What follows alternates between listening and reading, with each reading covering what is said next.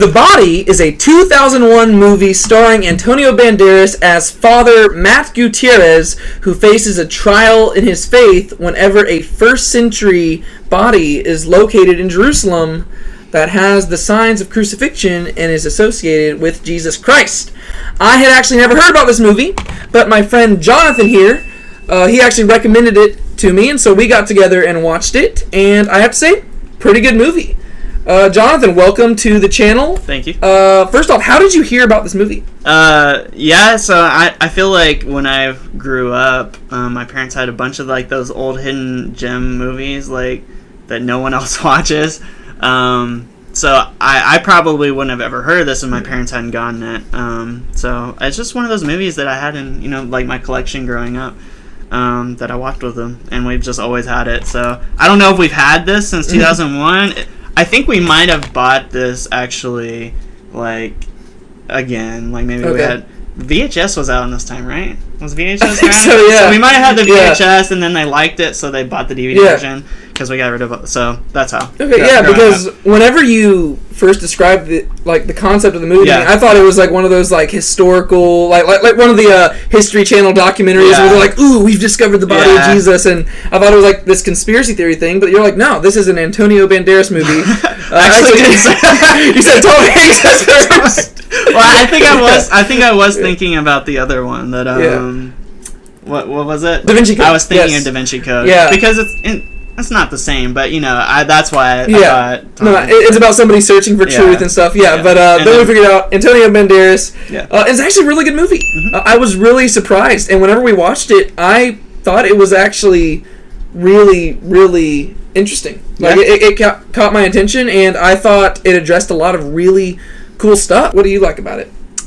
Makes you kind of think, like, if something did come up like this, whether it was true or not, how would you react with your faith?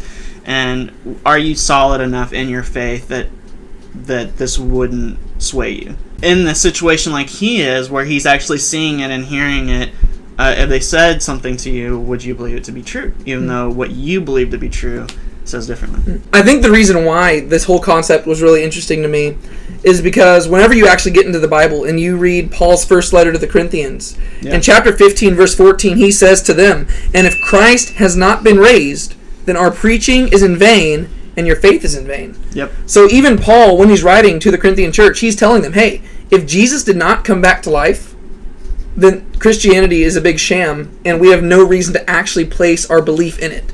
Like, if the resurrection didn't happen, then Christianity's false. Right. And so I'm actually surprised that this hasn't been a more common feature in different movies, because that's actually a really good concept. The idea of people coming across a body in a grave and thinking, hey, this could be Jesus. Like, that is just an intriguing concept in and of itself. Yeah. And I enjoyed where they took it and stuff. One thing I thought was really cool watching this is I know that... I grew up a Christian, so I know like a lot of stuff, but there's a lot of things in the shadow? The shroud. Sorry, the shroud.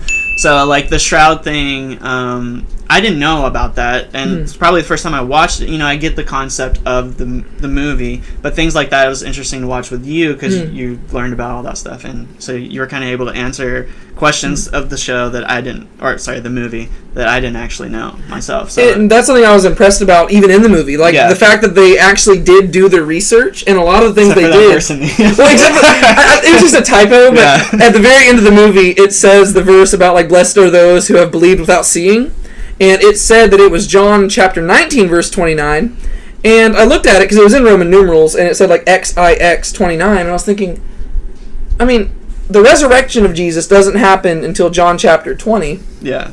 And I know that Jesus is speaking there to Thomas after the resurrection, and so I was thinking, that's probably John chapter 20, verse 29, so there's a tiny little typo, but that's nothing. That was probably just, it was just kind of funny that it made it into the final cut. But other than that, like, a lot of the stuff, there's some pretty deep cuts in there. Like, they're talking about Masada and a lot of different things that they really could have just, the premise itself, it's fictional. Right. So they could have just made up entirely fictional stuff to just do this, but instead they did a lot of research. They're talking about the different early Christian symbols that would be on markings and tombs and stuff, and ultimately, spoiler alert, for the end of the movie, they determined this is not the body of Jesus, and it's actually the body of a guy named David, who was apparently an early Christian. and it's an inscription. There's an inscription on there that says, "Please God, receive my child David as you received your own son Jesus." Yeah. Right. So, really cool story, and I like the research that they put into it. Yeah, and I liked kind of the ending. I guess we're giving spoilers. In the end, so the body gets destroyed. Yes. So poor David. And yeah. But it has like a quote in the end: "Blessed are those who believe yet haven't seen." Mm-hmm. And so that's kind of a cool like view of how our faith is, and it's like, and even like physically in the movie, it's destroyed now, so no one can prove anything else anymore. Mm-hmm. It's over, you know. So whether, you know, they had found that it was or wasn't, the body's mm-hmm. gone. No one else can know. So the fact is, you're believing based off of faith, not what you see. Yeah, and that's the cool thing. I mean, for all Christians, that's what we're having to do, right? We all have to believe without seeing. Back in that 1 Corinthians 15 passage, Paul goes on to demonstrate the validity of the resurrection by listing out all these eyewitnesses to the event, right? It says that he says that there were 500 people who saw Jesus at one time, and that's really cool. But as Christians, we receive this without having seen Jesus. I mean, I have not seen the resurrected Jesus. You have not seen the resurrected Jesus. We have received the testimony of the eyewitnesses, and we have taken that in faith. And that's actually one thing that I did want to address, because while the movie is very interesting, mm-hmm. and it addresses this stuff in a very intriguing way, and I think it would jar a lot of people. I mean, even myself. Like, if this was happening, and you saw the things that they saw, and all this evidence is coming together to where it really seems to line up with Jesus, that would shake you up a little bit. But what we need to remember is that our faith does not hinge on whether or not there is a body or the remains of a body that looks and appears like Jesus. We have more than enough reason to believe in the resurrection beyond just that. Like, you would have, like, I don't even know if there was a body that people were saying dated to the exact date that Jesus died, and it had all the evidence that pointed to a death extremely similar to his. I think we would still have reason to believe in the resurrection, because the reasons we believe in the resurrection go beyond just physical evidence. Right? I mean, there's like this acronym. You can remember the word alive, and you can remember very good reasons that almost all historians would agree the resurrection happened. First off, you have that all historians, whether Christian or non-Christian, they believe that Jesus died a death by crucifixion. They believe that ladies found the tomb empty. They believe that there were independent eyewitnesses who witnessed something after Jesus' death. They reported to have seen a resurrected Jesus. We can't say that that's for sure, because that would guarantee the resurrection, but both Christians and non-Christians would agree that they saw something. And then you have the violence endured by the apostles. These people, they not only claimed to see that Jesus died, but they suffered and died for that belief, which says something. And then you also have the enemies of Christ being converted, right? So you actually have people like James, the brother of Jesus, who did not believe in Jesus, yet all of a sudden, after Jesus dies, he converts to Christianity and ends up dying for his faith.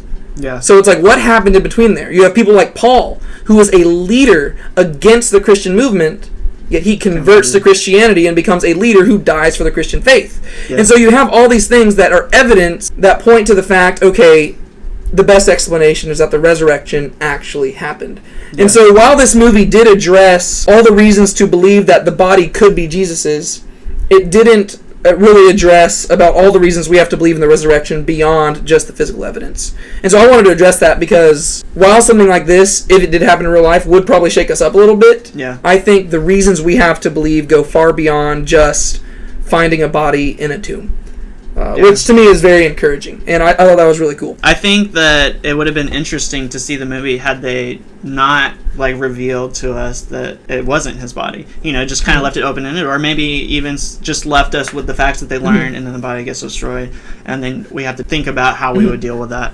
I think probably they didn't do it because like the whole Catholic Church, that would be a very bold choice to make in a movie. And they might do it nowadays. I don't know. Yeah. Well, honestly, going into the movie, the way you presented the movie to me, I almost thought that they might leave it open-ended. Yeah. And I actually wouldn't have minded that, because I was like, oh, that's cool. And then it would make it even more important whenever it says, blessed are those who have believed and not seen. Because it says, okay, I mean, what are you going to say there? Before it shows like the broken like slab or whatever that has the words about that it's David, not Jesus. He kind of finds something and we don't really understand what it is, but he seems more hopeful about it. It could have just cut off with that, and then it's just left open-ended. So like, oh, did he find something that proves that it's not Jesus? And then I think that would have been better, not instead of showing that. But yeah, and there was this one quote that I did write down from the movie because I just think it's an interesting talking point that really has been the standpoint of a lot of philosophers over the centuries and stuff like that. And this one guy, they're talking about the repercussions of what would happen if it was revealed that this body was Jesus's. And the guy says this: Religion is not based on a rational system of proofs. It survives because of human need. What did you think about that quote? I've heard that a lot. Just the fact that we come up with religion. And I mean, people will say for multiple reasons, like, so we don't have to claim responsibility for things, or we don't have to deal with certain aspects of life. We're just like, well, there's a God that's in control of that. So kind of as a way to explain, rather than emphasizing the fact that we need a savior to be fulfilled, not that we're trying, so yeah, and what he said there, it lines up, like I said, with a bunch of philosophers over time. Karl Marx, he famously referred to religion as the opium of the people, right? It was almost like their drug that they went to just to satisfy their needs and to make them less depressed. Sigmund Freud called religion an illusion, right? It was something that just, it was something that people just attached themselves to. And Friedrich Nietzsche, I don't even know how to pronounce his name, but he referred to this thing called the Ressentiment, which was the idea that, basically, resentment. It's the idea that people kind of crafted this idea of a humble religion, like specifically Christianity, as the idea that the humble will be exalted and stuff, as a way to, like, combat persecution. Right? So it's like, oh, well, you're persecuting me. Well, my God is the type of God who actually exalts the persecuted. And so he even viewed it as this thing where it wasn't based off of legit truth. It was just based off of people's desire to seek some sort of satisfaction in life. And I think those worldviews are very credible. The issue is, I don't think that's what Christianity is founded on. I think that if you look at Christians themselves, that is sadly what a lot of people's faith is founded upon. I do believe, actually, it was a big point of this movie, is that constantly they're referring to that passage in John where Jesus says, if you abide in my word, you are truly my disciples, and you will know the truth, and the truth will set you free. Right? Because I do believe that Christianity is founded upon truth. I don't believe that it's just founded upon this basic human need. I do think that largely that is why we come to Christ. We realize we need him, and I believe that's foundational to the gospel. We realize that we are sinners in need of salvation, and we're needing forgiveness. Right? So we do have this human need that turns us to God, but I do also believe it's founded upon truth, and that's why I am, this, like we've talked about this, I'm a big advocate against just like blind faith. I don't think you should ever just blindly jump into something. If Christianity is not true, I don't want to be a Christian. If Mormonism is true, I want to be a Mormon. If Islam is true, I want to be a Muslim. The thing is, I believe that Christianity is true. I didn't even realize that that's the shirt I put on here. But that works. I believe that Christianity is true, and that's why I'm a Christian. I believe we have good reason to believe that. Obviously, there's always going to have to be that leap of faith, because even like with the resurrection, we're dealing with historical data. It's not like a scientific experiment that can be tested and tested and tested again. You have to trust the eyewitnesses, right? I mean, I wasn't there when Washington crossed the Delaware, but we have enough eyewitnesses and enough accounts to trust that that actually happened.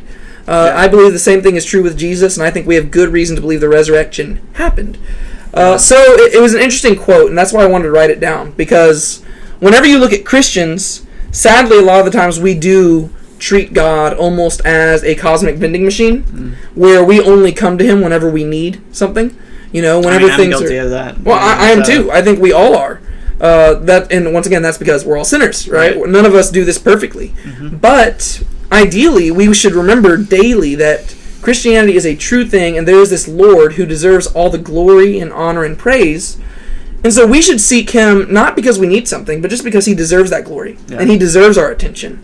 But sadly, a lot of times we do only go to him whenever we need something, and that really is the story of our lives, right? That's like the battle of the Christian. We have to learn to make it less about ourselves and more about God. And so whenever people raise that objection against Christianity, or even just religion in general, I think we need to remember that their objection is not against Christianity, it's against the Christian. All because Christians fail, that doesn't mean that Christ himself is a failure.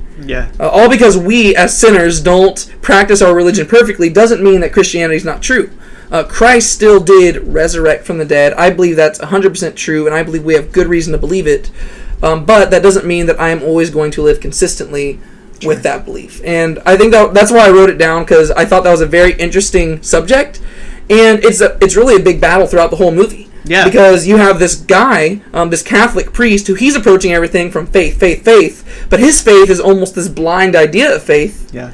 And then you have this archaeologist girl who's like, science, science, science. And there's actually this crucial scene where they're talking to each other, and he says, "You ask me to seek your truth, to think like a scientist. Now, I ask you to experience my truth, to think with your heart." You're asking me to view things from your perspective, from the scientific perspective. I'm asking you to view things from the faith perspective. And I believe those actually go hand in hand. Yeah. Because I believe that faith isn't just a blind thing. Whenever we talk about faith, faith is trust. And you have to have reason to trust something. I believe God has given us ample reason to trust in Jesus Christ. I think really that's the conclusion he comes to at the end. Yeah. Because at the end, he approaches, he's been sent by the Vatican here, and in a way, he almost becomes a Protestant. Yeah. Because he comes up to them and he says, "Y'all sent me there, and you said you sent me there because of my faith. But really, it's because you wanted a puppet who would just say whatever you wanted me to say. You sent me there, and you told me that no matter what happened, I was supposed to tell people that it wasn't Jesus' body." Just to kind of keep the agenda of what the church stands for, rather than this is what we believe in, this is our faith. Yeah, and so he went through this whole trial of faith. Yeah, and he's like, the truth will set you free, and that is the truth that he found out, that it's about the relationship with Christ, not with just believing whatever anyone tells you. And that's also pursuing truth. So yeah, and so in the end of the movie, he says, "I'm not going to be a priest anymore." He walks away, and then you have this moment where he says, "Now I'm just going to pursue God on my own." And he says it was actually this trial of his faith that made him a man of God. Because prior to that, he was kind of just serving the system, I guess you could say. Yeah. And so I thought that was really interesting, because basically he realized that you can view things from both perspectives, and they don't have to disagree. Yeah. He actually did go about this, and it did pan out that that was not the body of Jesus. And sadly, some people died because they thought it was. You have the one priest who actually goes and kills himself, which is really sad.